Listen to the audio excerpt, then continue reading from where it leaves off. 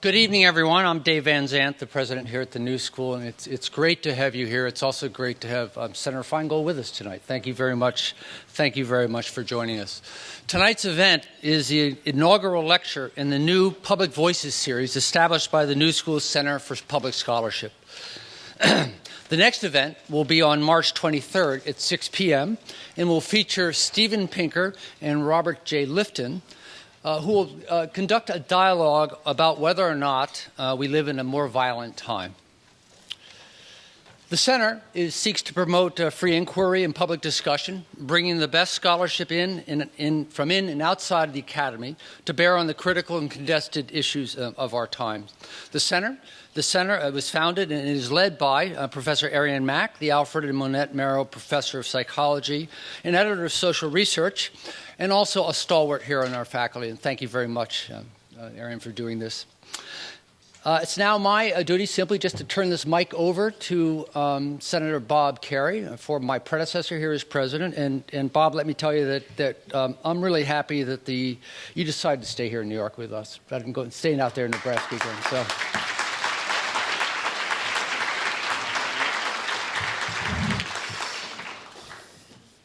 Well, there's at least one thing that you and my wife agree on, Dave.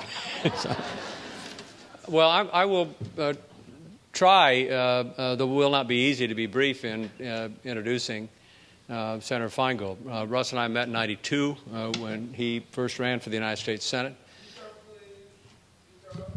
I don't actually have to anymore, but I will. I will speak up.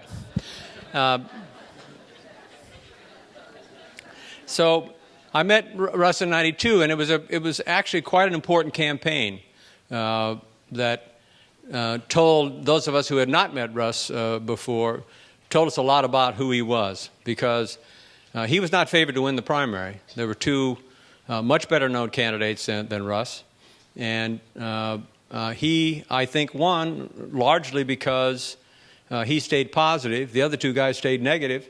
And the next thing you know, he won the primary, and the next thing you know, he won the general. And for those of us who suffered greatly in 1980 with all the losses that occurred in the Congress in 1980, we were quite happy because Russ not only became an outstanding senator, but he reversed one of those losses in the state of Wisconsin.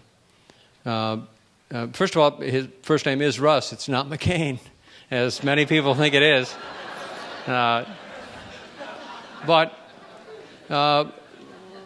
Russ, in 18 years, became one of the most important progressive voices in the 20th century, and did it while remaining, I would say, largely independent of the forces of the caucus, which sometimes can pull you in non-progressive directions, as his book attests to. It's an extremely important book, in my view, that describes the fear that overtook Washington, D.C. after 9/11.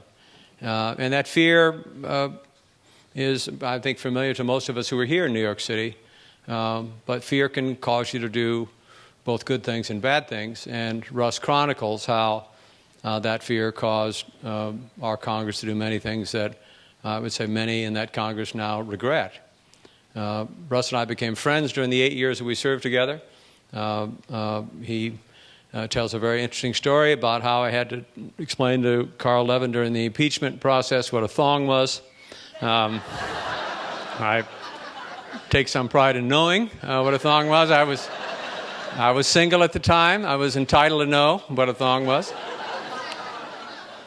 But I admire him greatly. He fought a lonely battle as a Democrat to reform our laws governing the financing of our campaigns. Unfortunately, the Supreme Court turned back a significant portion of McCain-Feingold and made things even worse with the Citizens United decision. But Russ hasn't been silent since he left the Senate. He continues to speak to Americans about what we need to do to not just unite ourselves, but unite ourselves in a way that makes us feel proud in the world. And that's a good segue for me to say it is a great source of pride for me now to introduce my friend, the former, I guess now, 18 years in the United States Senate, Russ Feingold. That was fun.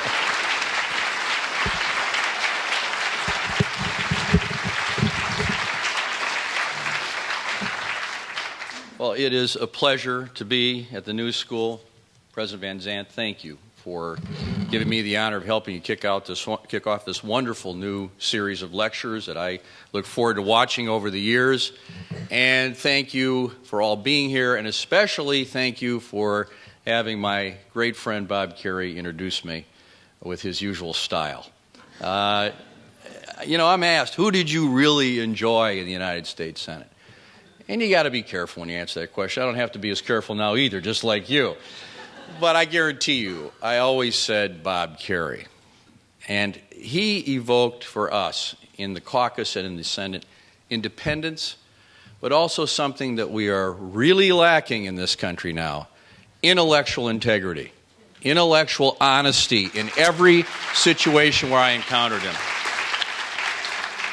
And to have a man who is an American hero stand in the United States Senate and give such an elegant speech against changing the Constitution because a few fools want to burn a flag, to have Bob Kerrey stand was one of my favorite moments, to listen to him in the United States Senate as he opposed the desecration of the Constitution. So I am grateful to him for his role, for his humor, and Bob has assured me that there's a life after the Senate, and I think I agree with him. And I congratulate him on his role here at this university. Well, I got an offer to write a book, thanks to Crown Publishing and Random House, and then I realized I better come up with something to write about. So I actually thought about it a little bit. I thought about what has really been sort of bothering me for the last 10 years, other than the obvious things in everybody's life. What really, in an overriding way, is concerning me? And what increasingly concerned me after 9/11 on a gradual sort of basis was that it seemed like we weren't getting it right. That we had started off well, but that after 10 years, we had really moved away from what appeared to be a national resolve to connect with the rest of the world so things like this maybe wouldn't have to happen again. So I think what I wanted to write about and what I did write about in this book, While America Sleeps, is our failure to stay focused on issues raised by 9/11. Now, some of this moving away from being concerned about the rest of the world or thinking about it or talking about it is understandable. We did have an economic collapse in 2008, and we're certainly not completely out of it now, although things are getting better and I think are exciting in that regard. It's understandable that people turn within and turn to domestic matters. But I think what 9/11 showed us was what happens when we're not alert to events in the rest of the world. We found out what it felt like to be taken completely by surprise. So if you got a better cliche for this, please give it to me. But we need to be able to walk and chew gum at the same time when it comes to our domestic issues and our international issues. And instead, we're getting something very, very different in this country at this point. If you don't believe me, after this, go listen to the Republican debate. We've got a government and a public divided at all levels and at war. We have gridlock. We have partisanship. We have obsession not only with the next election, but with the next Republican caucus or primary. We have the overwhelming and corrupting influence of unlimited, undisclosed campaign contributions. It reminds me of a line from Bob Dylan's great song, Blind Willie McTell. He says, power and greed and corruptible seed seem to be all that there is. And yes, as I discuss in the book, there's precious little about our position in the rest of the world in 2012, over 10 years after 9/11.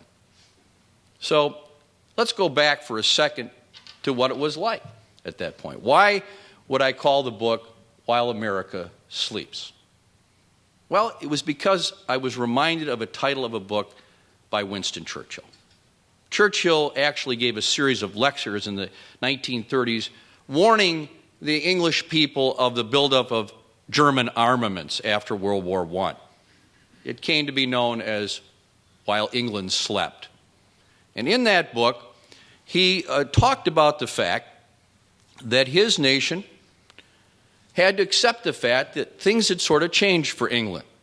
He said, "We must remember that we are for the time being no longer entirely masters of our own fate. The fate no longer depends altogether on what we decide here or on what the cabinet settle in Downing Street. It depends on what may happen in the world, on what other countries do, for good or for ill. It may be hard," Churchill said in the comments, "for our island people, with their long immunity, to realize this ugly, unpleasant alteration in our position. We are an undefeated people.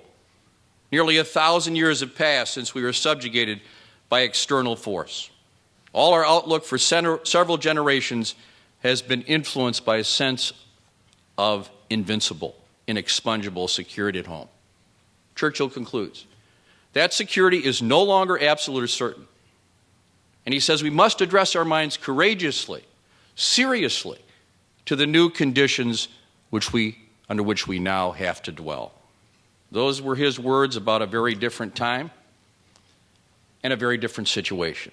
I'm not proposing here a rearmament of the United States in some way, but I am saying that we have to address ourselves seriously to our new position. And we know that we were asleep as of 2001. Who can deny it? There were signs out there. Bob and I were in the Senate. You were all around. And yes, 2 of our embassies were bombed on the same day and a third one almost taken down in Africa in 1998. The USS Cole was attacked in Aden Harbor in Yemen. You remember that in early 2001, the Taliban incredibly decided to destroy those ancient, Buddhist statues, which I sort of thought they wouldn't do. I mean, Hitler didn't even decide to take down the Oxford colleges and St. Paul's, but the Taliban did that. The signs were there, but we were not prepared to understand what was right before us. And I remember the summer before 2001. The 2 biggest stories in the country were that there were a lot of shark attacks around the world, or maybe there wasn't much news, so they noticed the shark attacks more, and the sad Chandra Levy story in Washington. That was pretty much the news. And so that's where we were. We were asleep. Now, as Bob remembers, I think we got off to a pretty good start after 9/11. In this city, I thought President Bush, gave one of the best speeches I ever heard a couple of weeks after 9/11 that showed a sign that we were going to be unified and work together to deal with this problem and to, on a bipartisan basis, address our international situation. The attack on Afghanistan, which I supported, was carefully planned, and we took the time to line up virtually every country, including almost every Islamic country in the world, to say, yes, this is the appropriate thing to do to go after those that attacked us. But as you know, this went sour. It went sour when, for whatever reason, the Bush administration decided it would be a good idea to go to a place that wasn't even on George Bush's list of 60 countries where al-Qaeda was operating. It wasn't even on his list, Iraq. And yet, they bamboozled the Congress into going forward with such a bizarre choice. In the book, I compare what we did after that to the game that many of you played, and I've checked this with the students at Marquette and Stanford, that people still play the game of Risk, just like we did. In Risk, you are expected, you can invade a country and take it over, but you got to keep your troops there. You can't move them out. You can go somewhere else, but you got to keep some troops there. Well, so that's what we did. Instead of thinking, okay, this organization is in 60 countries around the world, from Indonesia to Ireland, we thought, well, first we'll invade Afghanistan, and then we'll go into Iraq, and then, gee, maybe at some point it's going to be Yemen. Now, of course, people are thinking there's no relation to it. They go, well, now we're going to do Iran. It's a single by country approach that does not show an understanding of the interconnections, not only with regard to al-Qaeda, but with regard to countries and peoples generally. What I try to do is say there's another game that is a better example. My mother was very, very good at a game called Scrabble. And I had, yes, she was good. But the best person I ever played was a guy, a Taiwanese biochemist who sublet an apartment from me in Madison when I was a student. He was about 45 years old. We had nothing in common. You know, he couldn't understand why we were drinking beer and watching the Watergate hearings. But he asked me if I played Scrabble. And I said yes, and it was devastating. He got a 7-word score every time, and obviously English was not his first language. And I said, how do you do this? He said, you must always think in 2 directions. So that's what we're not doing. Let me give you the example of the problems with a group called Al-Qaeda in the Islamic Maghreb, which still exists in northern Africa and is active. You know where that came from? It came from the Algerian issues that have existed over many years, of course, the enormous battle for independence from the French. But then in the early 90s, there was an election where an Islamic party had done pretty well in the election. And the government there just shut it down. They didn't allow the election to go forward. Well, a group exploited this and turned it into a terrorist movement within Algeria. What's the Scrabble connection? The people who did it were Algerians, but they had just 3,000 of them been with Osama bin Laden in Afghanistan learning these tactics. They came back to Algeria. They created the GSPC. They created vicious actions within Algeria for over 10 years, and guess what? The government was just as vicious back to them. Well, they finally drove them into Mali, and they drove them into Chad, and they drove them into southern Algeria, but finally they had enough people left to create the new franchise of Al-Qaeda in the Islamic Maghreb. So it isn't invade this place or invade that place. It's understand the connection between Afghanistan and Algeria and what's happening that threatens our safety because these groups continue. And so I actually think that President Obama has shown some pretty good sophistication in this area.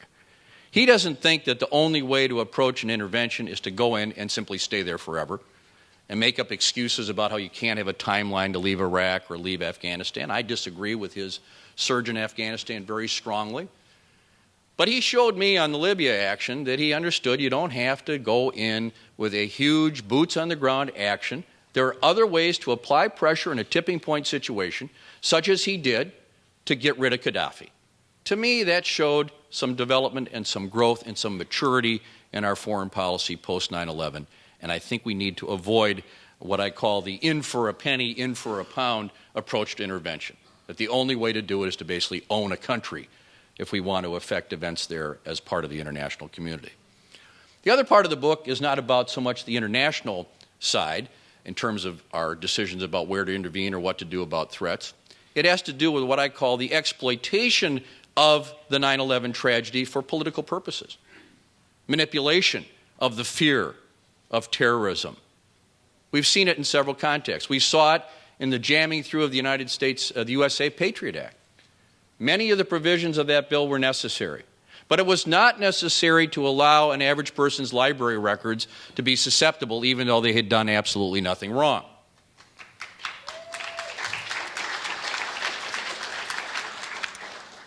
It was not necessary to give the FBI the right to do so-called sneak and peek searches in people's houses when they're not there in an unlimited way.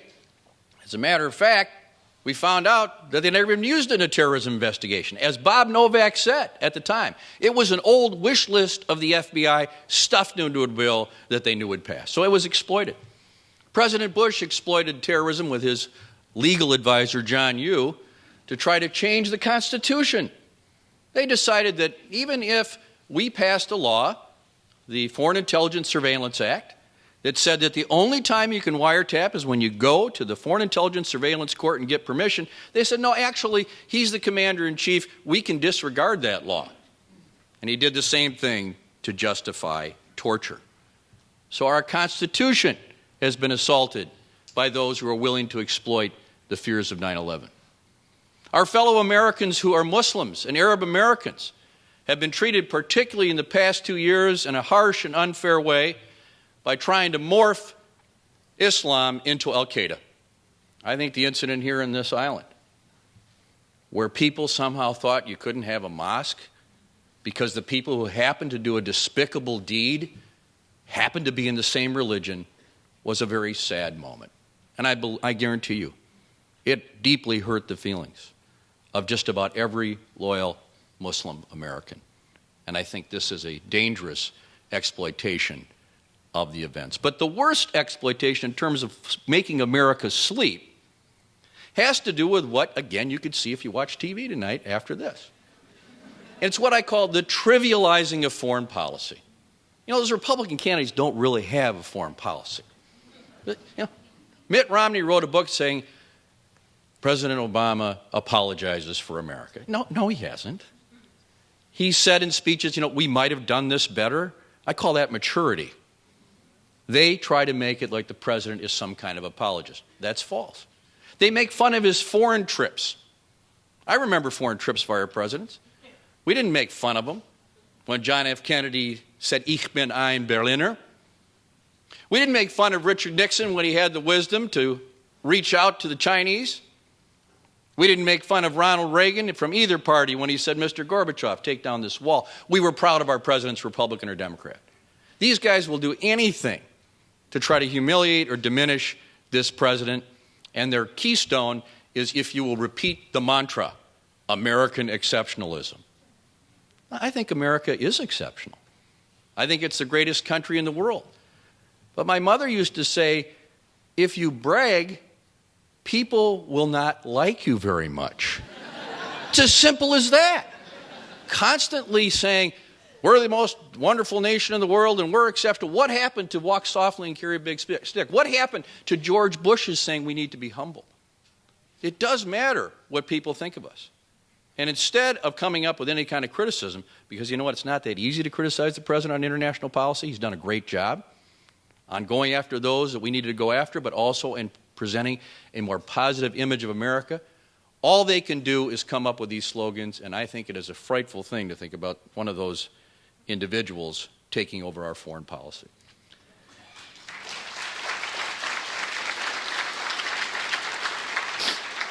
But the final step, and this is where the Sandman really came to our foreign policy, was the rise of the Tea Party. You know, I think Bob thought I was a little crazy, but I went to every one of Wisconsin's 72 counties every year and held a town meeting. And my colleagues used to say, why do you do that? Well, it was generally a really good experience. But the Tea Party came along, and they decided that we're going to go and dominate these town meetings, and we're not going to talk about social issues. We're not going to talk about guns, God, and gays. What was less noticed, they also didn't want to talk about foreign policy. Partly they didn't want to own George Bush's mistakes.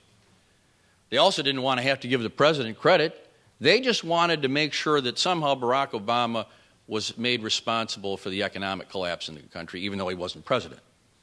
I mean, this was their goal. Narrow the conversation, narrow the discussion. And so I went to my town meetings, and I remember one incident where they decided that the health care bill in particular would be the one that they would go after the president on. And I went to the most Norwegian part of Wisconsin. It might be the only place other than Oslo that is this Norwegian. It's western Wisconsin. They have Ole and Lena jokes, and you can get lutefisk and whatever you want. It's great. It's a great country.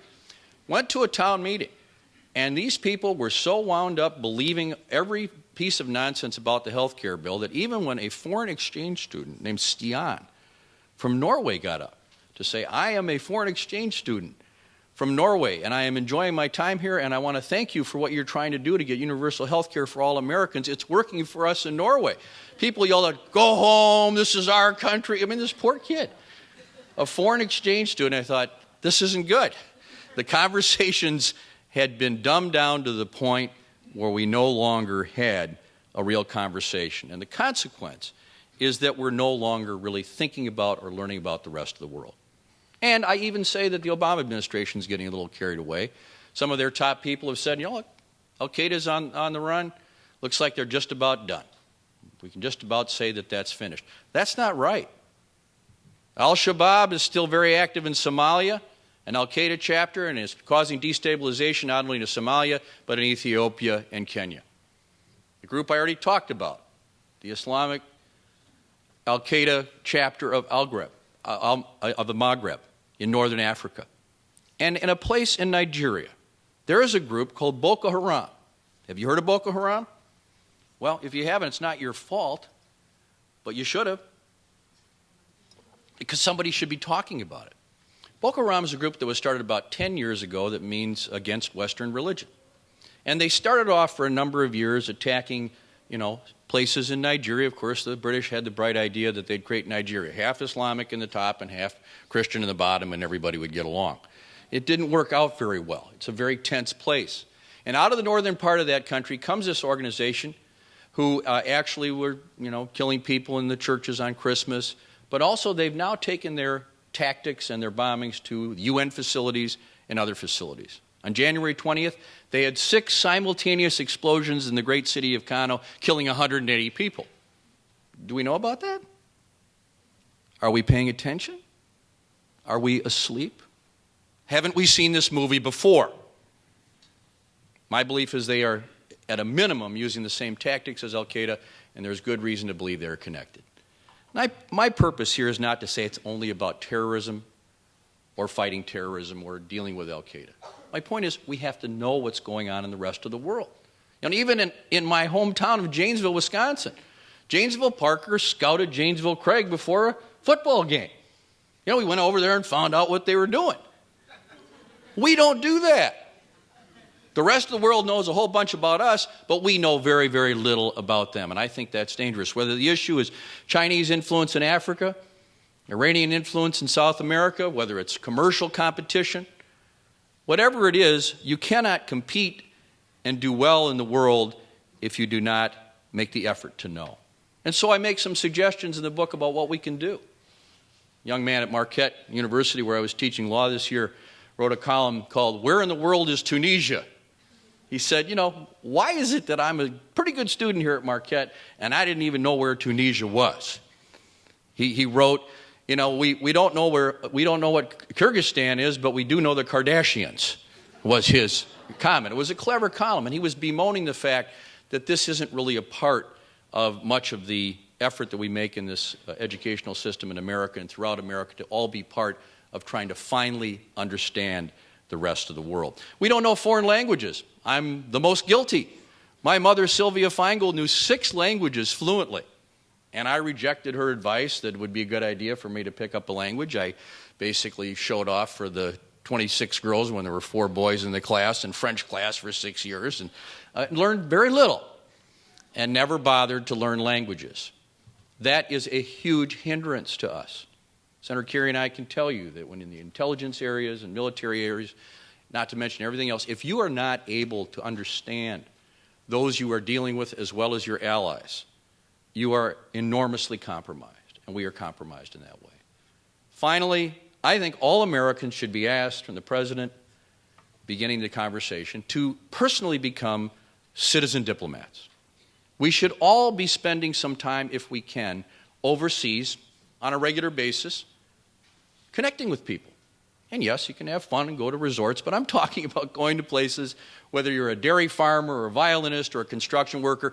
We've had a call for physical fitness in this country. We've had a call to go to the moon. We've had a call to stop smoking. How about a call to connect with the rest of the world that involves a patriotic request that every one of us do it?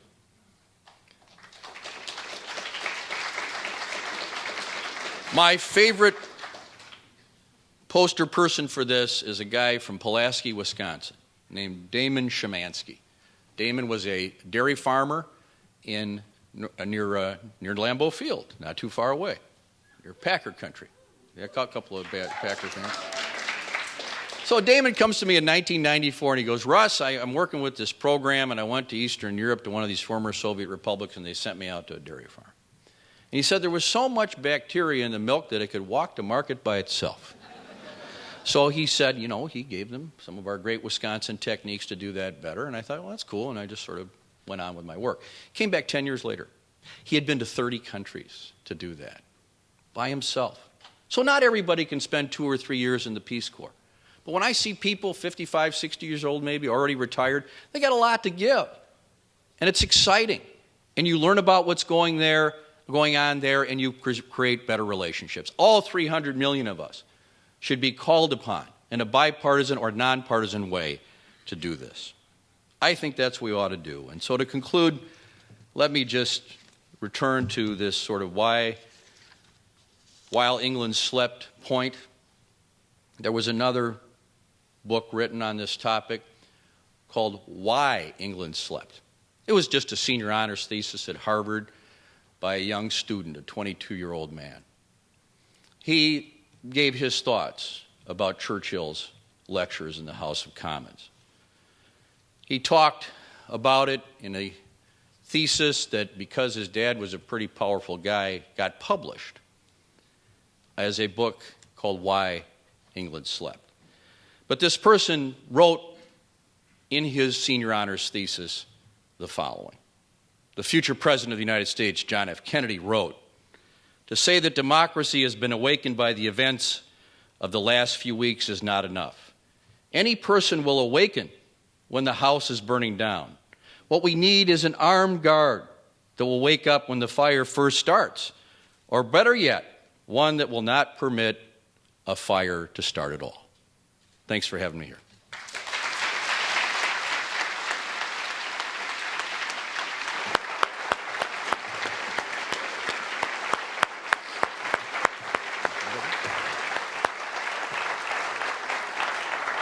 I'll let you sit down. I'm going to need my water. I'll be right back. I insulted him. No. When you said Lambeau Field, I couldn't help but think of when John Kerry. I knew you were going to say that. John Kerry goes to John Kerry. I can hear myself. I can hear myself. Is that better? Yeah. Anyway, John was being criticized for the fact that he could speak French. Yes. As you recall, the Swippo people, among others.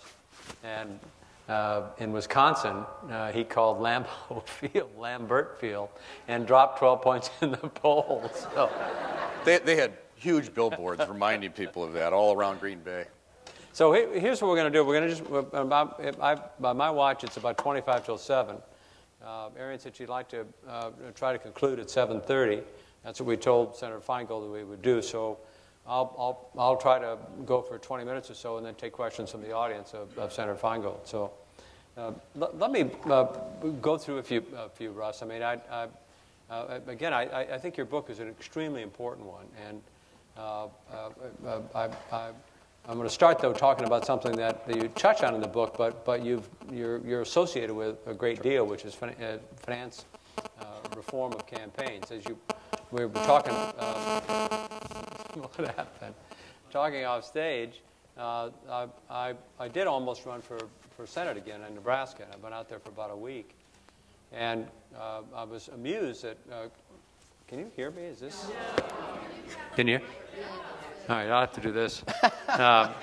Anyway, Karl Rove's Super PAC and the Koch brothers Super PAC ran about $300,000 worth of advertising.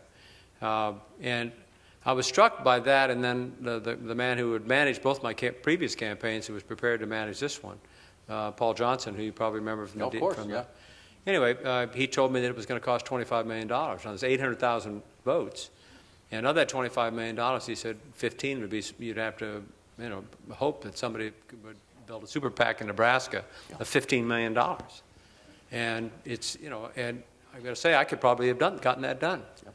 And the super PAC ads against me have almost no impact because my name ID is high enough. But what do we do about this? It's so destructive of democracy because it limits the number of people who could possibly get over the hurdle. It's gotten even higher since McCain-Feingold became law. What better testimony to the tragedy of campaign finance that Bob Kerrey will not be returning to the United States Senate, in part because of the corruption. Well, in fairness, I mean, I understand they're different issues. Well, I just decided that one ex-wife's enough. So I don't put too fine a point on it. No comment. I have a feeling, though, Bob, you can deny this if you want, but I have a feeling you weren't particularly interested in playing that game. I know you could have got it done. I'll bet you didn't want to do that. People that were brought up to sort of believe that, as we say in the Midwest at least, there's no such thing as a free lunch. There's also no such thing as a free $10 million contribution. And that's the point. This is inherently corrupt. And my friend John McCain, our mutual friend John McCain, always says it. The reporters used to laugh at us that we would pass McCain-Feingold. It'll never happen. It'll never happen. McCain always said there will be a scandal. There will be a scandal. It was a scandal that led to the federal election law in the first place after Watergate scandal. It was a scandal having to do with sadly, President Clinton, and a $400,000 contribution from an Indonesian gardener that in part led to the passage of McCain-Feingold. This will be the scandal of all scandals, because there are corrupt conversations going on now on both sides of the aisle where people are calling up huge corporations and without any disclosure, without any limit, saying, can you give us 10 million, can you give us 20 million? And I think it's already changing, because the other day, two of the justices who were in the dissent in the Citizens United decision actually took basically judicial notice of the fact that our system was melting down because of the lousy decision of the Supreme Court. They're talking about a rehearing of the case. All we need to do is have one justice vote differently. And I know the ones that are there probably won't do it. But a re-elected Barack Obama is not going to appoint people who are going to make such a lousy legal decision. If we get Barack Obama re-elected, we can reverse Citizens United and put the genie back in the bottle. And I think that's what has to happen. Okay. It's easy as that. No, I actually think that the Ginsburg action in Montana, they could. That's exactly right. Yeah. They could rehear it, and maybe Kennedy, who talked about transparency a lot, which obviously doesn't exist. So maybe there's some modification of it. But even with that, it seems that there's some remaining problems. It isn't just you're quite right. I mean, if you ask somebody for a $5,000 PAC check, or even $1,000, now an individual can write a $5,000 check. So you get a $5,000 check from somebody, and you pay attention a lot more to their opinions than somebody who writes you a $50 check or no check at all. So I agree with you that it's corrupting. But what about the rules of the Senate, Russ? What about, because people, I mean, you and I were both frustrated by both the rules and the dominant pressure coming from the caucus to get you to behave like you're supposed to behave. Talk about the rules of the Senate as well, and what perhaps needs to be done there.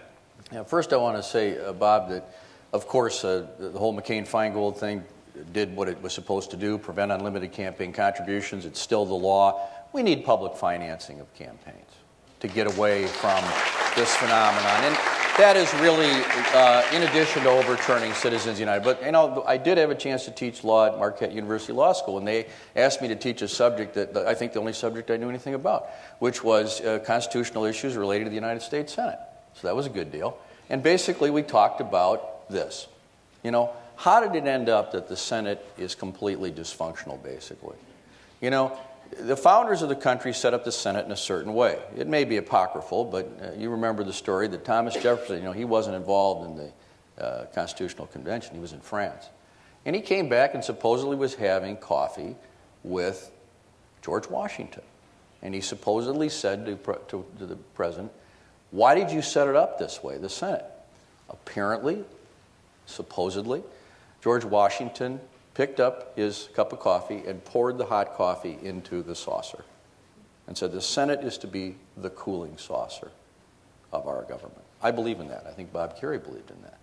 But any institution that takes rules like filibusters and holds and other things that are supposed to lead to deliberation and caution and abuses them and uses them every single time leads to the destruction of the institution. That's essentially where we're at. What do we do about it? Banning secret holds. I think they're already trying to do that. But on the filibuster, right now, in order to break a filibuster, all 60 of the people that are going to vote to break the filibuster have to be there, and the people against it can be in the Bahamas on the beach. They don't have to be there. I think you and I both know if it was 60% of those present, this whole thing would be different. That would be much harder for them to use a filibuster. So I'm not in favor of getting rid of the filibuster. Another of my favorite stories has to do with our beloved late friend Ted Kennedy. I was a new senator in 1994, and I couldn't believe I was standing around this guy. I wanted him to be president since I was 14. So I get a call, Senator Kennedy wants you down on the floor right now. And the Republicans had just taken over the Senate and the contract with America, and they were trying to repeal most of the labor laws in the country. And he said, Rusty, give a speech about this. So I had my little speech, and I read it out for 5 minutes. I thought it was pretty good. And I stopped. Of course, Kennedy was talking to his staff. He wasn't paying any attention. I stopped, and he goes, keep talking. He goes, we don't care what you're going to say. Keep talking. This is a filibuster. And we needed that filibuster in order to prevent what the contract with America wanted to do to our labor laws and our environmental laws. We have to remember that, but there need to be modifications. Well, on the international thing, I mean, I read a book recently that talked about the hyper globalization that's going on right now with our economy, and a set of facts are quite stark in this story. They're entirely nonfiction. That there's 7 billion people on the planet. 3 of those 7 billion people would like to have jobs, but there's only 1.8 billion jobs right now. And so, and you were the first to have Tea Party people show up at town hall meetings, as I recall. I think you were the first one to do it. I did them so often that there was a window of opportunity, yeah. But some of the anger that the Tea Party people feel seems to me, just with frustration of people not paying attention to the adverse impact of trade, the adverse impact of the ease with which multinational companies can do business all around the world, and watching them arbitrage labor and environmental laws, et cetera. And even the impact of technology can have a very adverse impact. It's not all good. So do you see that as a sort of a cornerstone if you're ever going to get the American people to be enthusiastic about embracing what's going on in the world? I mean, you have to have at least 40% of the American people that would say, who the hell can travel around the world? I can barely make ends meet right now. So that is exactly, and this is the connection, one of the connections between the international issues and the domestic issues. You know, I watched this happen in Wisconsin. I opposed NAFTA and GATT, and I think the bad deal with China, because I saw both parties in the tank on this thing because of this soft money system. Both sides were saying, oh, we can get these big checks if we just pass these trade agreements. So Democrats went against what normally they would do, which is vote with the labor unions against these agreements that I think were unfair and shifted our jobs overseas. In Wisconsin, it was really dramatic. You know, people may not realize this, but we've often been the #1 manufacturing state in the country percentage-wise. We still are, but we've lost enormous numbers of jobs in the Fox River Valley and Milwaukee, some of the great industrial centers, and the feeling of frustration and sadness in those towns, that their identity, their pride was so taken up with this, led to a real feeling of sadness and malaise that hasn't gotten better. And of course, what happened now is, first these corporations managed to use the opportunities provided by these trade agreements to take the private jobs away. And now our governor, who we hope will soon not be our governor, decided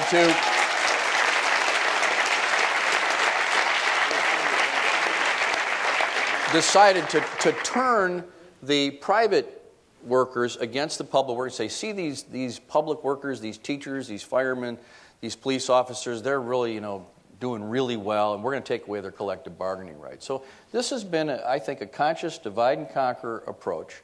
And yes, I do think it leads to the Tea Party anger, and somehow the Tea Party people think it's a good idea that those who have a whole lot of money shouldn't help us solve our problems. That part I don't get, but it's part of their deal. Yeah, I'm not don't want to glorify the Tea Party by any stretch of the imagination, because I'm trying to think of what they support that I support. But, so what beyond that? What are the remedies, Russ? I mean, you've both spoken about and written about, I think, some pretty compelling remedies. But it seems to me that if you can't simultaneously create more jobs in a fashion that I would say the average individual says is fair and just, it's going to be, it seems to me, awfully difficult to keep Americans from turning inside and not wanting to get engaged in what's going on in the world. Well, I'm hoping it's not a zero-sum game. I'm hoping that the very connections we're talking about overseas lead to economic opportunity. That's my belief with regard to what I've seen in Africa.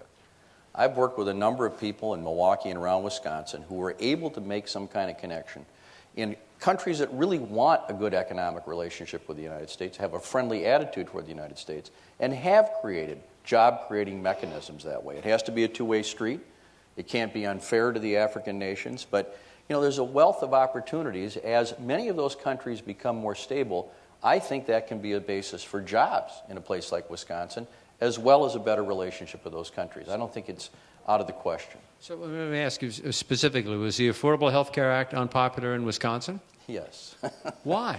it was Because wildly people unpopular in made up Nebraska. crazy stories about what was in the bill before it was even drafted. I went to those town meetings, and I had to hear people say there's death panels. It's going to allow us to get into everybody's financial records. They said, you know, members of Congress should be included in the plan. So I said, you're right. And they said, okay. So I said, we have an amendment that's already been adopted that's going to do that. So I read the amendment, I mean, the word for word. Members of Congress have to go by the same plan. In fact, members of Congress are the only people that are required to do this under the bill. And the response from the crowd was, you're a liar. I mean, I actually read the language of the bill. So there was a fascinating, I think, co-opting of the Tea Party, which had many genuine aspects to it. People were upset about TARP. They were upset about the economy. They felt like their lives had been taken away. But brilliantly, the Republican Party co-opted the Tea Party. I think they were taken for a ride. And all of a sudden, instead of saying, fix the deficit, they're going, cut my taxes. I heard that change. First it was the deficit, and then, actually, if it's cutting our taxes, the deficit's fine. And this is what I think happened, is that they were co-opted from what was, I think, an organic, aspects of it were organic and genuine. I agree with you. Do you think that the bill itself, part of the problem was it was too complicated and didn't go far enough? Because, I mean, Yes. one of the ads that they ran against me is I said something to the effect, after 10 years out of the Senate, I've moved further to the left on the health care. I mean, I unquestionably have. Because I think that on the outside, the system looks a lot worse than it does on the inside. So do you think that might have been part of the problem as well? It demoralized the progressives. You know, I wanted to have at least a public option. I was the last holdout in the Senate. If I hadn't gone along, if I hadn't finally said I accept the fact we're not going to have it, we wouldn't have had a bill. And maybe some people think that's the way we should have gone. It was extremely painful.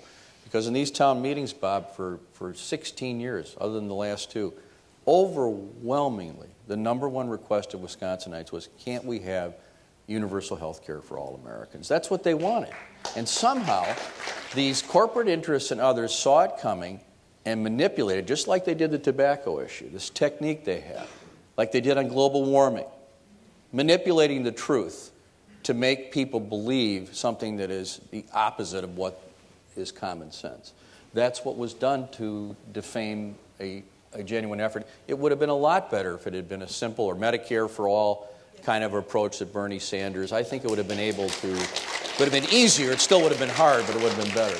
Because it's you arrived in '93, the last in our lifetimes. I mean, that's the first experience that we've had with a failed opportunity, and I just worry about it because I personally don't think that you can rebuild the middle class unless you've got every single American a legal resident. I'd actually go further than that, but you've got to get everybody in, or you can't do it because the market's driving more and more people into the ranks of the uninsured. And it's in the hands of the Supreme Court. Maybe one person. Can you imagine that? This whole thing could be destroyed or made permanent, and something we can work with, or it can be destroyed by one vote as to whether or not the president's bill is constitutional. That's coming this summer. Let me touch on another thing, which I think is you'll have some interesting opinions on. I can't actually identify the state where I was yesterday because it'll give away the person who told me the story. But I was. I'll tell you off stage actually. Okay. But I'll put it in my next book. Well, it had nothing to do with thongs, I can tell you that. But I went up to help raise money for a center for someone that you and I served with who is unfortunately dying of cancer.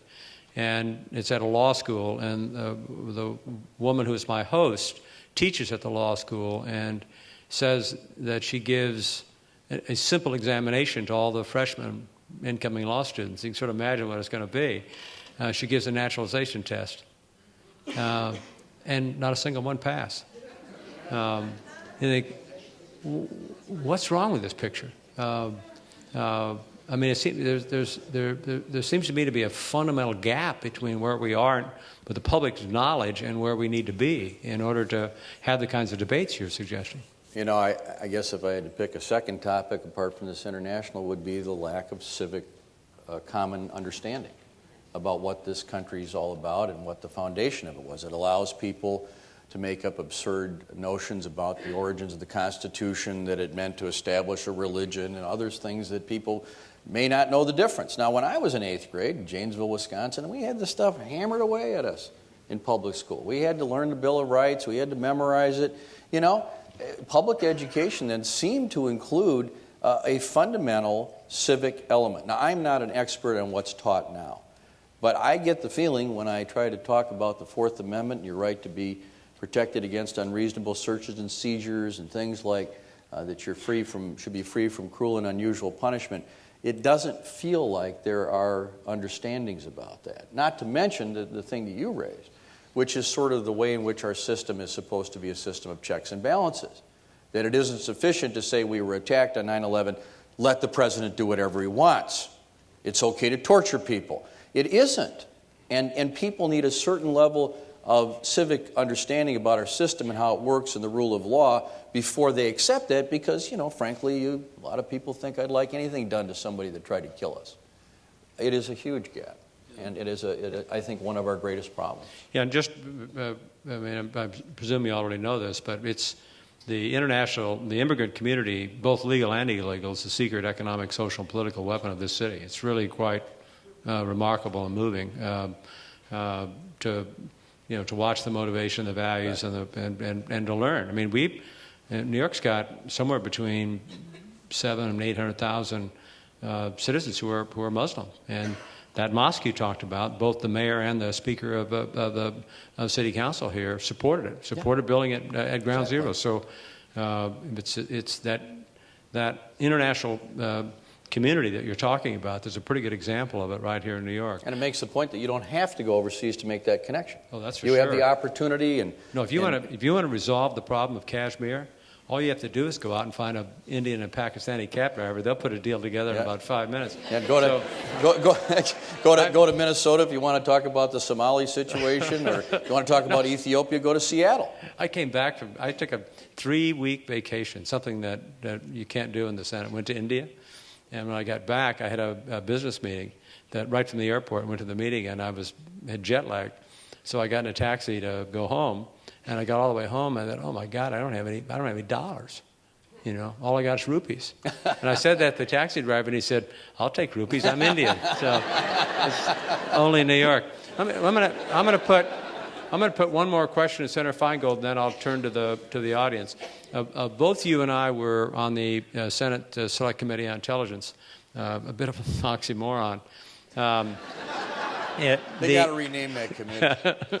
But from my experience, Russ, on the 9/11 Commission, I've really come to understand what Moynihan was talking about when he talked about the regulatory friction of secrecy and how difficult it is when you don't have public oversight. You don't have the press as you do with every other agency, all the other agencies of government.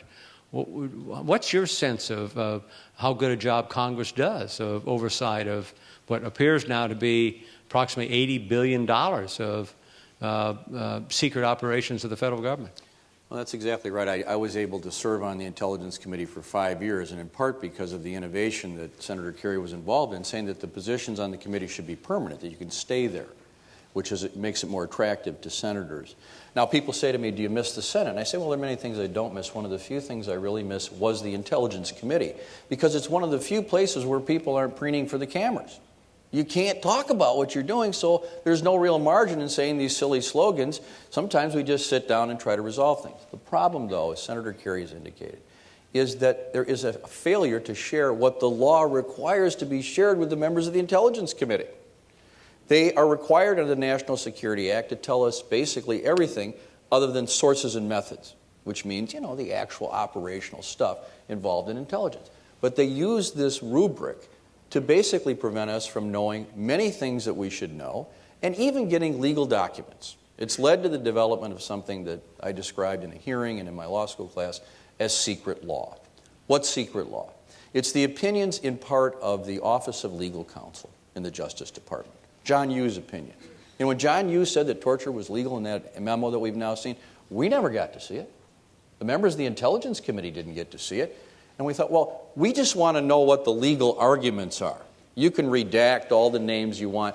No, if we give you the legal arguments, the terrorists will figure out, how we think.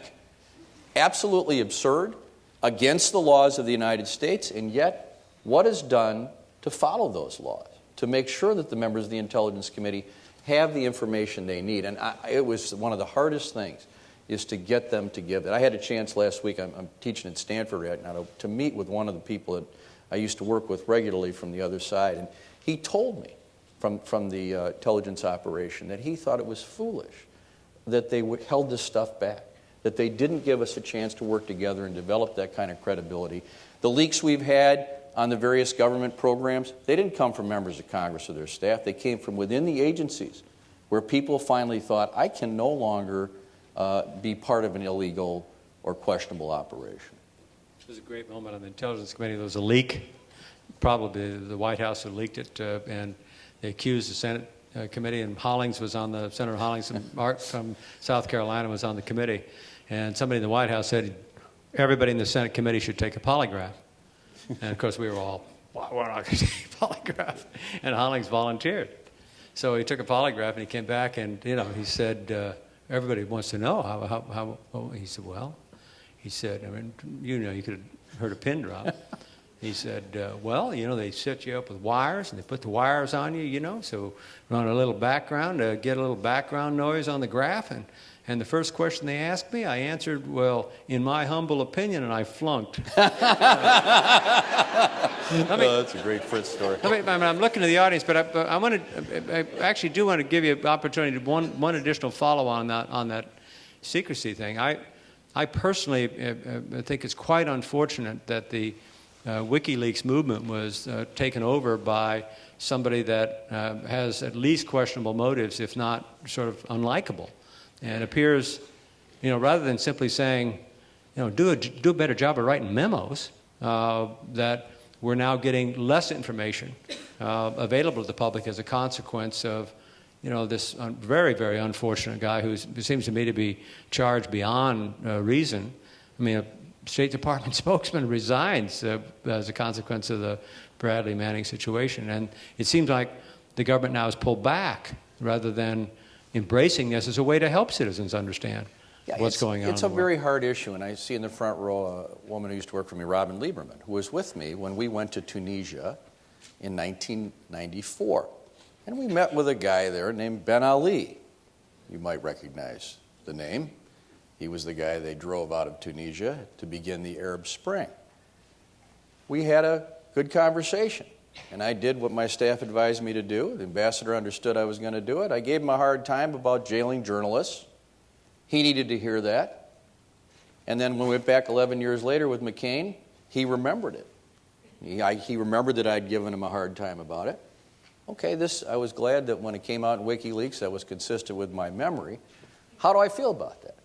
If he knows that that's coming out, do I get the opportunity to discuss it with him or not? Should those memos, should those conversations be private? Should there be an opportunity to do that or not? I guess I feel mixed about it, because I feel that those were opportunities to let people know, look, buddy, if you don't clean up your act, there might be a problem. And how else do you do that? But I also think the revelation of much of it was extremely helpful. So I'm torn on this thing. Yeah, I actually am not torn. I've learned a lot from reading the accounts. I think the press has done a good job of filtering it where it was necessary. I think they appear to have protected sources. And as I said, it seems that the simple remedy is to train people how to write memos, for God's sake. Well, this isn't, so anyway, so I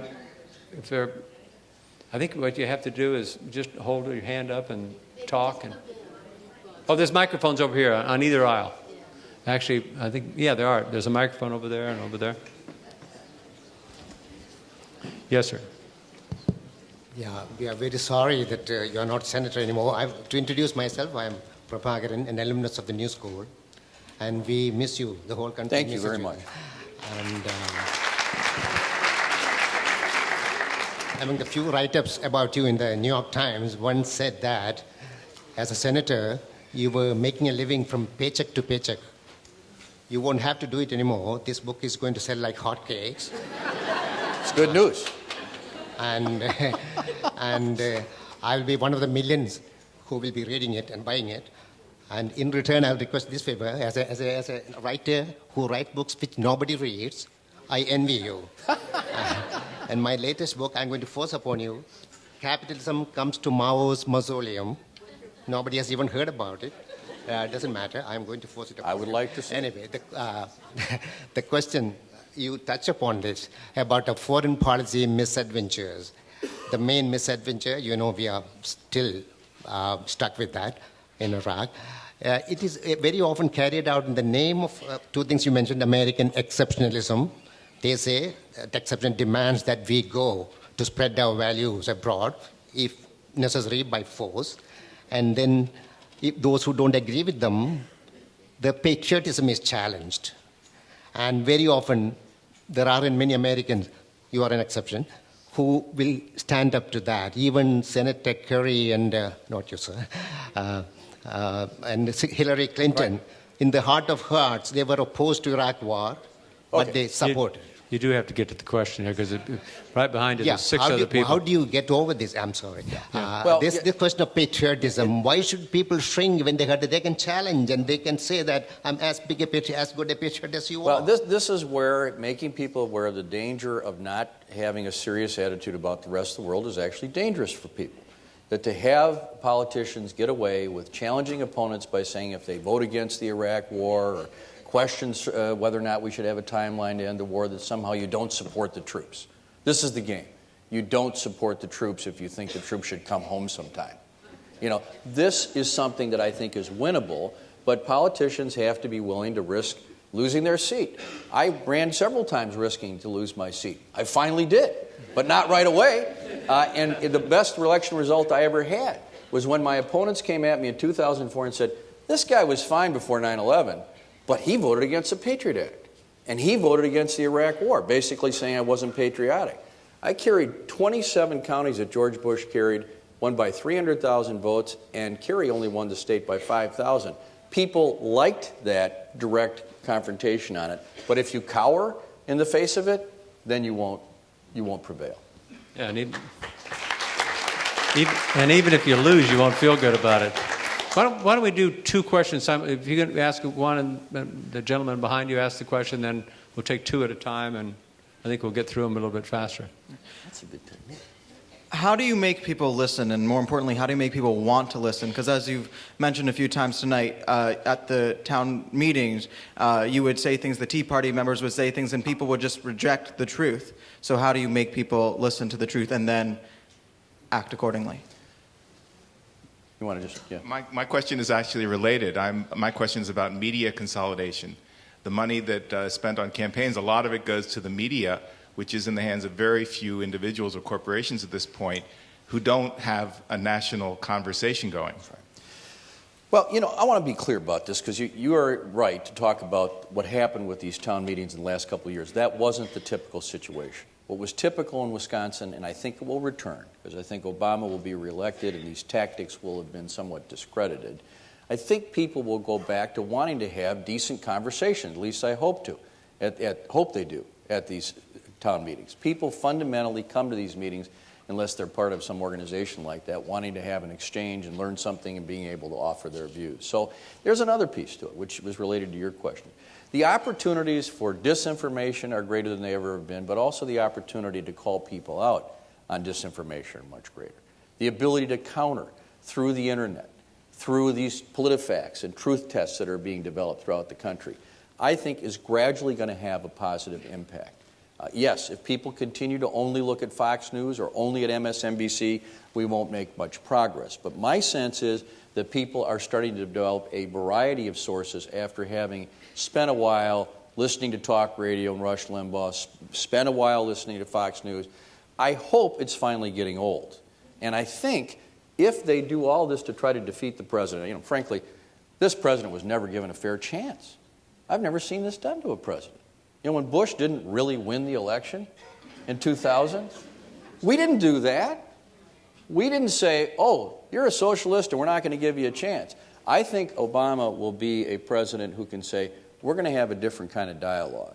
And if it starts at the presidential level and people are encouraged to challenge people who don't tell the truth, I'm optimistic in the long run that the conversation can change. But it's at a very low ebb right now. There's no question. Media consolidation is a big part of the problem.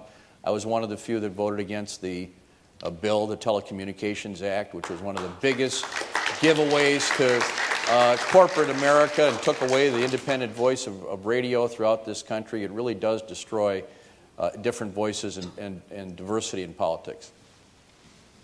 Next. Over here. I was hoping that the senator could address sort of progressive burnout. I've been volunteering now for a number of causes for 10 years, all the causes that you support.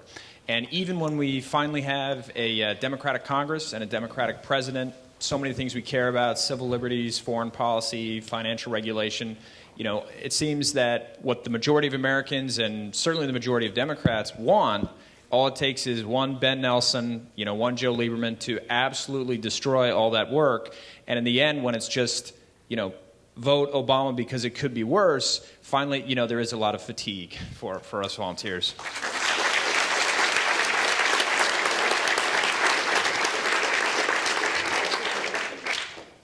My name's Alice Labrie, and talking about a variety of hearings, I'm a Harlem Republican. And I read your New York Times, I'm here to hear all views. In the Times article today, you stated that you vote as you see them. And my question is, how does a politician resolve voting for the voice of his constituency versus his personal views? All right, well, first of all, let me address this issue of progressive burnout, which I certainly can respect, because it is enormously frustrating to elect a president who we all obviously had different views of what he would do. I knew that Barack Obama was a pretty moderate guy, so I understood your enthusiasm. I happen to think he's a wonderful person, but I also knew that he wasn't a radical. And those who thought he was weren't really listening to him. He didn't say anything of the kind. Nonetheless, I believe, and I say this to progressive friends, I think his instincts are good. I think he has an excellent attitude about what this country should be and our place in the world. And I think in a second term, he's going to surprise you and relieve some of that feeling, because I think he knows his place in history. It will be a great place in history. He needs to step up his game enormously on civil liberties. He needs to get us out of Afghanistan. He needs to stay away from the super PACs. But having said that, whether the bill was perfect or not, it took 70 years for some president to get health care through, and he did it. And so, don't get too burned out, but also, as I decided to do, I was named a co-chair of the Obama campaign today while I kept on criticizing him. There's nothing wrong with criticizing somebody and thinking they should still be president. He's actually the kind of guy that gets that. He doesn't expect blind adherence. He respects different views. So I want you to think of it that way. Now, what about representation? Bob Kerrey could tell you better than I could, but coming from a state like Nebraska, I mean, that was really wonderful to watch Bob handle that, because he always knew how to balance the way in which his constituents were in many ways conservative, very concerned about business and small business, and yet when it came to things that went to his very core and that he knew went to the core of the people of this country and our Constitution, he never wavered. He knew when to lean in one way or another. And, I struggled with the same thing. I made it clear to my constituents from day one, I would never support the death penalty in any form. And if we're proud that Wisconsin's, along with Michigan, the longest state in the country to not have the death penalty. I just said, look, if you don't want me to be your senator, that's fine, but I will never support the death penalty. However, you got to keep the kind of issues you lay that marker down on very few, because you are a representative. So when the dairy farmers came and told me that the milk pricing system was a ripoff of Wisconsin and too favorable to Pat Leahy's Vermont, I didn't go, oh no, I'm going to follow my principles. I said, you bet. You know this business, I'm going to fight for you. So you have to know how to make those distinctions if you really are a representative, rather than somebody who just votes by rote, which I think isn't very useful. Next two, please. Hi. Senator Feingold. We're from Madison, Wisconsin. Oh, good. We're proud to have supported you and worked for you. And I'd like to ask if you're thinking about running for governor.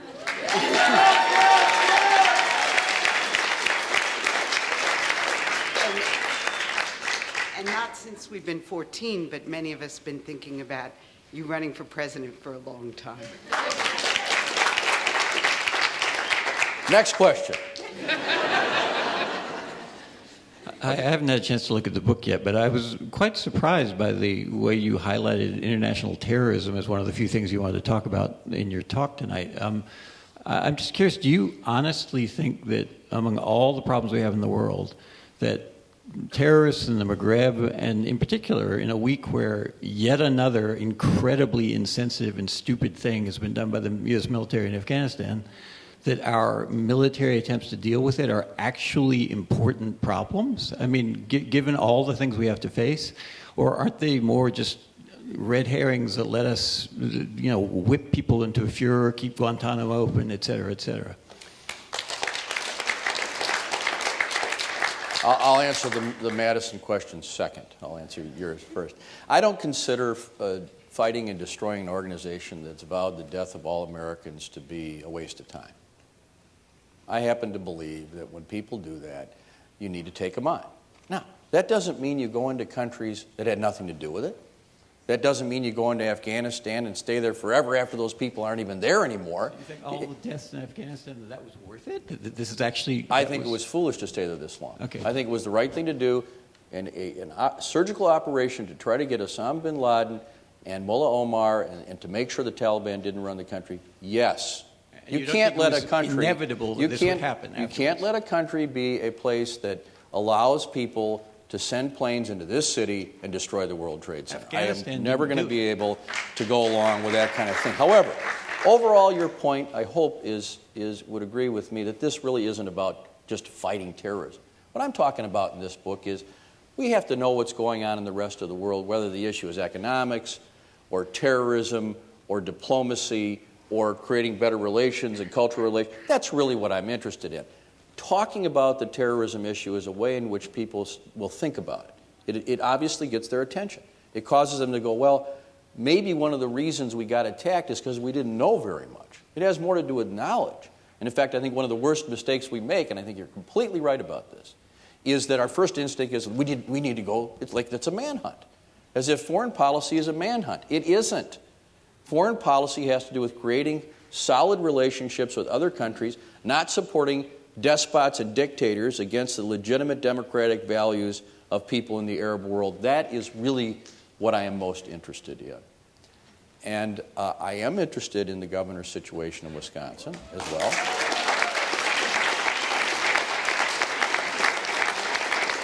I have decided for a variety of reasons that after 28 years in a row, it's a good idea to not be running for office all the time. It's good to sit back and think about a problem and write a book about it.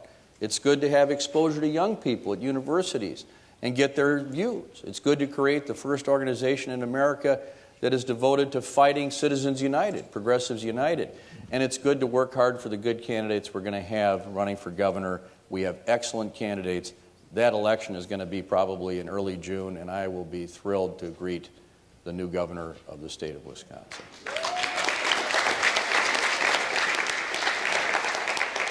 Over here. Hello, it's an honor to even talk to you right now. My question is that I just graduated from college, and I went to a small college, and there was an extraordinary amount of voter apathy on my campus. Out of about 3,000 students, college Democrats and Republicans combined had about 20 people. And tough place. Yeah. And so my question to you is, how can I get people involved? Because I never quite figured that out for myself. Watch the Republican debate tonight. There you go. Yeah. All right. Next question, please. Yes. Hi, Mr. Feingold. My name is John Braden. I belong to the Village Independent Democrats, which is a reform club founded in this neighborhood in 1957. Given the fact that Obama has been criticized by the left as much as the right, I, for one, would be happier with a Feingold candidacy if that's something you would ever... Did you ever consider a primary challenge that ever... And what about in 2016? Maybe you could run in 2016. Would that be a possibility? And if not, if you're not going to run, could you be part of building a coalition in the Democratic Party, reaching out to people like Dennis Kucinich, Bernie Sanders, Mr. Kerrey, and forming a force of real transformation and repair to fix this? You know, I mean, it's been, the Democratic Party has moved so far to the right, and I'm really hopeful that you wrote this book.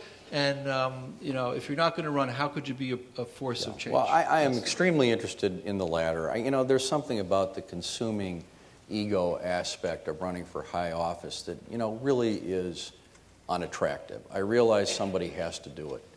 But the idea of putting your whole humanity into this relentless desire to have this position is not the only way to contribute. And so I want to be a person who, and I hope I am already, who connects with other people like this. And frankly, it's a pleasure of not being in office, because you're not constantly worrying, is this person's taking my issue and that guy got more press on this bill. You know, it's all we all benefit. So when Progressives United comes up with an idea about trying to get the president to investigate the Wall Street abuses, we call up MoveOn.org and say, let's do it together. That sense of progressive cooperation is one of the most satisfying things. And that's what I am especially interested in being involved in. With regard to the students at the university, you know, I've noticed when I go to some of the most Republican counties in Wisconsin, sometimes that's where the best Democratic organizations are. They get a good thing going, they get a nucleus of people, they have interesting speakers. One of the things you do is invite whoever the Republican guy is and have, you know, sponsor a speaker coming in. You know, get Bob Kerrey to come and have both sides have a chance to listen to this guy. And that, what would happen is, it enhances maybe the Republicans, but it also enhances the Democrats. And you'd be surprised, even at a school like that, there are a lot of people who I think are probably in the weeds waiting to find out that your organization is ready to do those kind of creative things. And I've seen this. I've seen it all the way from Oberlin to Lawrence University to Stanford to Marquette. I've been on all these campuses in the last year or two, and I've seen some of this going on. So I'd urge you to try to build it. Don't be discouraged. Next to you. Thank you. Senator Feingold, evidently you're not running for governor of Wisconsin. You're not running for senator or governor this year. Any chance you might run for president in 2016, or is that a forlorn hope? I have no plans to run for elective office. Maybe I'll change my mind. I'm watching my friend and really one of my mentors here, somebody that I have enormous... I'm watching him go through this process himself. He voluntarily left the Senate after 12 years. It was a great loss to the Senate. He chose to do something else very meaningful here at this university. Then he had to go through a process this year of deciding whether to get back into it. And he said it was a close call. I will wait and see if I ever get that feeling of wanting to do that again. And if I do, I'll explore it. But at the moment, I don't think elective office is the way to go. Senator Feingold, it's an honor. I have a question about the use of drone strikes in Afghanistan, because when you talk about terrorism, what we've done over there is we've tried to take out one terrorist but ended up killing a dozen civilians, and there have been reports that the U.S. has attacked mourners and first responders to the drone strikes. I mean, if we really want to talk about stopping terrorism, wouldn't it be best to stop participating in it?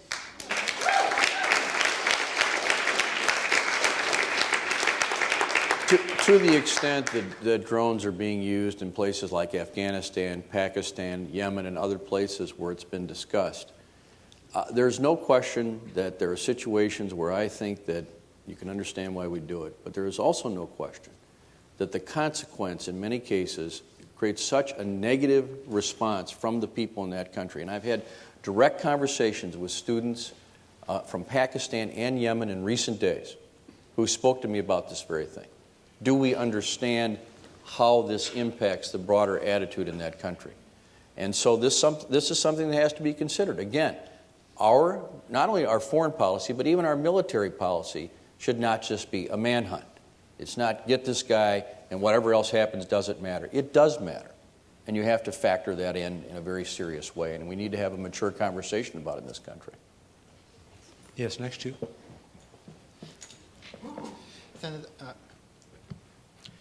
Senator Feingold, crud.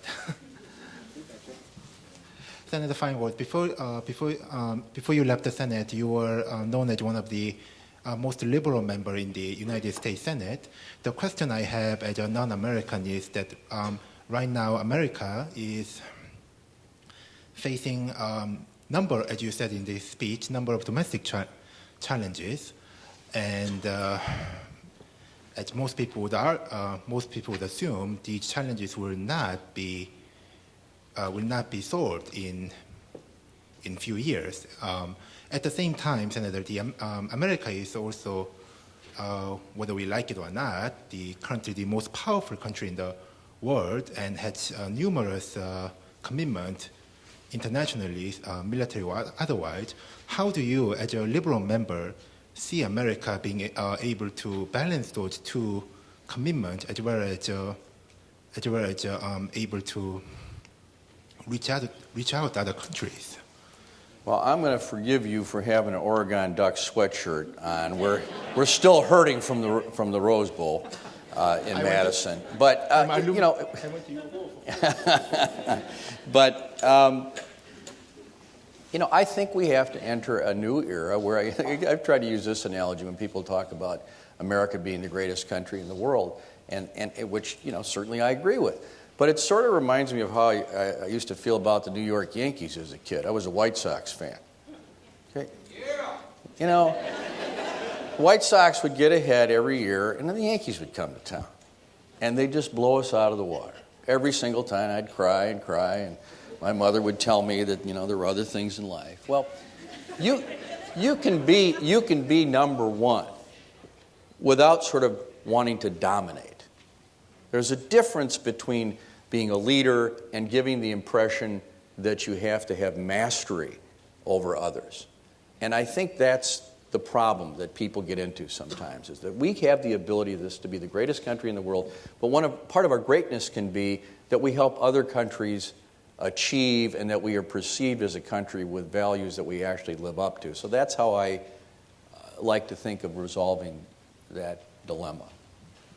Next two, please. In your opening remarks, you talked about intellectual honesty and integrity, and you correctly criticized Bush on various unconstitutional actions he took. And then you moved on to praising Obama's maturity in certain foreign policy realms, particularly Libya, you cited.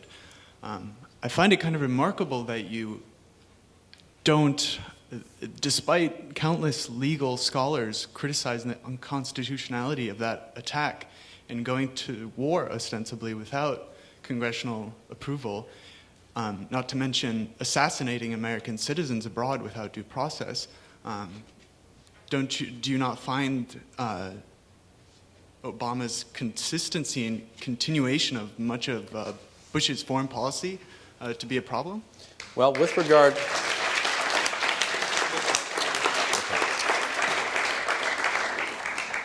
Second we'll do question. two of them. My question is, as an American who's not terribly religious, I know it's Ash Wednesday, it's awkward, I found a lot of the religious rhetoric to be really polarizing and kind of insulting, that people find that they have these values, that they're better candidates, I guess. So if it's insulting to me and polarizing, do you think it's bad PR on the world stage that's so diverse, religiously, I guess? The idea of using religion as a political tool, basically? Yeah. Yeah, I'm sort of amazed by it. I never thought I'd see the day when people would say, you know, we have to have a Christian candidate or a Jewish candidate. You know, I was brought up in an environment where we all respected each other's religions, and, you know, that was sort of a separate thing. I mean, I'm so proud of my state. There's only been 2 states in the history of the United States of America that have had 2 Jewish U.S. senators at the same time. Wisconsin and California. I mean, it wasn't the point, and I think it's a very damaging thing for our country to try to use religious divisiveness as a political tool. Now, I want to compliment the previous questioner about the Libya situation. I used the example of what the president did in Libya with regard to the issue only of what level of intervention do you use? Because I do agree that the president did not adequately consult with Congress. That to me is a separate issue. It was wrong for the White House to disregard the advice of the Office of Legal Counsel, which said that it was hostilities under the War Powers Act. So I have openly said, and I'm on record as having said, that that was inappropriate. There was no reason and no rush that required that the president not respect the views of his own Office of Legal Counsel. And again, I praise the aspect of it that I think made sense, which was the level of intervention, but I do think that that was a mistake. So Wisconsin is the home of Quad Graphics, the second largest printer in the United States, and I would expect as a result you know something about what's going on with the Postal Service, also perhaps a Senate issue this summer. In 2006, the Senate created a financial crisis for the Postal Service by creating health care and retirement benefit payments that were ridiculous and that no other entity in the world is required to pay. So I'm curious what you would like to see happen for the Postal Service and the many workers dependent upon the Postal Service for this summer in legislation in the United States. One more question. I've had a lifelong opportunity to have friends in other countries and travel, and I was an exchange student when I was 16 to South America. And now I have many friends in Iran and from Iran. And I know the hearts of many people in Iran. And I am very disturbed by the push to go to war with Iran that is duplicating what happened in Iraq and the media's role in that. And what can be done? I've already written to the White House. I've already written to my senators. Now what? This coupling of questions gets a little challenging at times. So let me start with the post office. You know, I used to benefit enormously from the briefings from my staff on issues like the post office, and I don't get those memos right now. What I do recall is that things like taking away 6-day postal service, in my view, was a bad strategy, particularly for rural areas and places like the state of Wisconsin. I think that we should have a government postal service that is properly funded, because I think it's an important alternative, a public alternative, but frankly, that is about as far as I am on that subject at the moment. You really hit the nail on the head, though, on this Iran situation. What a better illustration of what I'm trying to talk about in this book, which is there some other way we can think other than attacking or invading countries as a way to solve problems? Iran is not, sort of the structure of Saddam Hussein's Iraq, one megalomaniac's country. That's not Iran at all. If you know the history of that country, it is complex. The Ayatollahs certainly have power, but they're not the only power center. President Ahmadinejad is not sort of all-powerful. There are enormous elements of the middle class and of other elements of the intelligentsia in Iran that are interested in having a positive relationship, as you said, with the United States. There are many ways to influence that country. It has an ancient pride and connection, obviously with its Persian history, but also its relationship with a country like India, who has influence over Iran. There are many ways to influence people in that country without using a heavy hand. So I agree with the president. No option should be taken off the table. But somehow the media has to have, either they have to be obsessed with who's ahead in New Hampshire, or they have to have a war cooking. And to me, this is a frightening way that Iran is being talked at this point, and I think it's unnecessary. So I certainly appreciate that question very much. Last two questions. Hi, I recently had the opportunity to spend a couple of months in the UK, which was great, and they don't think we're the greatest country in the world. Strangely, they do think we're a little nuts, but they love it when you talk about American exceptionalism. Yes, yes, does not go over. Strangely, no, but they can make a really informed opinion about America because they have a very responsible media that is extremely all-encompassing about world issues. And I feel like all we have... I think she's referring to the BBC. Well, The Guardian, The Independent, but I feel like all we have to compare is The Daily Show, and which is great. Which is great. great. I was on there last night. Yes, you were. But it does make me wonder, to what extent can we, shall we say, compel our media to be more responsible and more all-encompassing? Well, should I take the other one too, Bob? Yes, last question. Thanks for the opportunity, and it's great to see you back here. My question is, it has to do with foreign policy. I'm from Ethiopia, and Ethiopia has been under dictatorship for the past 21 years. And that same dictator that who's at power right now, we're supporting a dictator to terrorize its own people in the name of fighting terrorism in Somalia. And we were supposed to hold him accountable for the human rights violation, genocide, and being above the law. There are so many reporters at this point, as we speak, in prison. And they have genocide problems over and over and over and over. And Human Rights Watch. I think I'm able to respond to you. Yeah. Okay? Could I respond? Sure. You want to? I've been to Ethiopia and met with Prime Minister Melis, and I Yes. have a lot of agreement with what you're saying. Great. I mean, his ambassador in Somalia is great. I have no problem with that. And I'm concerned about the well-being of Americans anywhere and everywhere. And I'm a United States citizen, and I feel both countries, I feel the same feeling toward both countries. But I want to see human rights to be taken seriously in Ethiopia. And over 80,000 people are in prison as we speak. So please do something. If we have to pressure, I don't know, Obama has been supporting him since 2004. Yeah, this is a good example of where we make this mistake. Ethiopia is one of the most interesting countries in the world to me. I had the opportunity to spend a couple of hours with Prime Minister Melis just before they made the decision to invade Somalia. And I said, don't do that. He said, well, we're only going to be in there 2 weeks, which of course wasn't true. I found out that some of our generals were in another part of the building planning the invasion where I was there as a U.S. Senator saying, we don't think this is a good idea. It's going to play into the hands of Al-Shabaab, the organization that is directly tied to Al-Qaeda, and that's exactly what happened.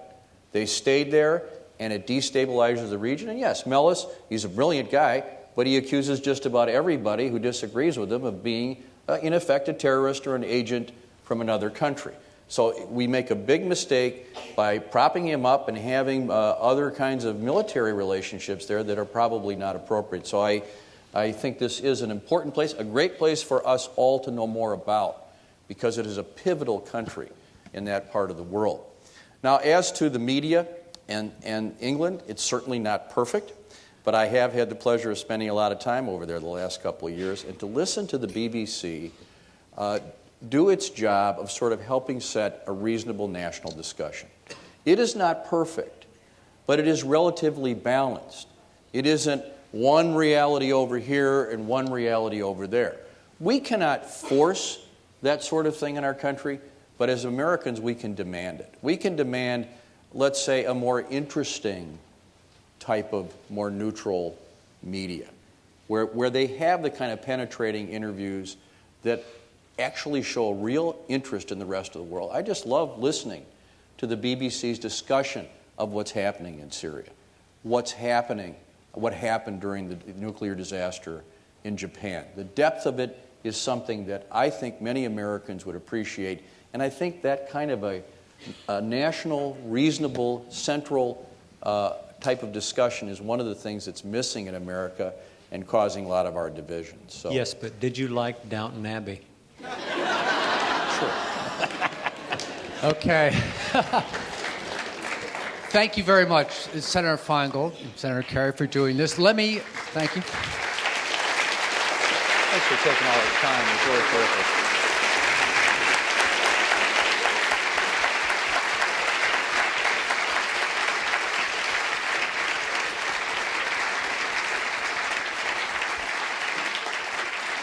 I want to especially thank you, Senator, for spending so much time taking questions from the audience, because that's really what the new school is about, and that was tremendous. Please join us for a reception out in the atrium. The Senator will also be there for book signing if you're interested in that as well. So, thank you, everyone, for attending. Who knew?